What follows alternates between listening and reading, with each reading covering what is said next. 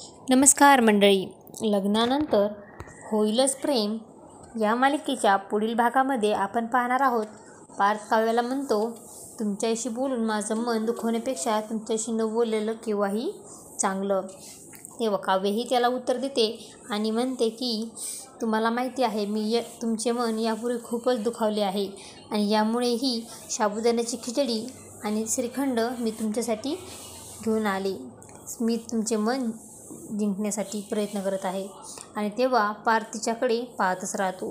तर तिकडे आपण पाहतो, जीवा हा नंदिनीला बोलतो, मला तुमचे प्रेम उशिरा कळाले, थोडे आपण सोडूया का आपल्या नात्यातले कोडे. आणि तेव्हा दोघेही एकमेकांकडे प्रेमाने पाहतच राहतात आणि स्मित हास्य करतात.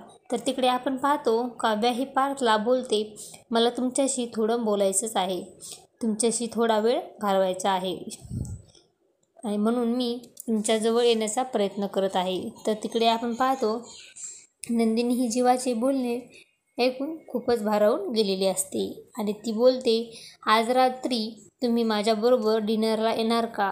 आणि तेव्हा जीवा देखील होकार देतो. तर तिकडे आपण पाहतो, काव्याला विचारतो पार्थ, आज रात्री तुम्ही माझ्यासोबत लॉंग ड्राईव्हला येणार का. आणि तेव्हा काव्या देखील अतिशय आनंदित होते. आता पुढे येणाऱ्या भागामध्ये नंदिनी ही जीवाच्या व काव्य ही पार्थच्या प्रेमामध्ये कसे पडतात हे पाहणे अतिशय रंजक ठरणार आहे. लग्नानंतर होईलच प्रेम या मालिकेचे सर्व अपडेट्स पाहण्यासाठी आपल्या चॅनलला लाईक करा, शेअर करा आणि सबस्क्राईब करायला विसरू नका. धन्यवाद.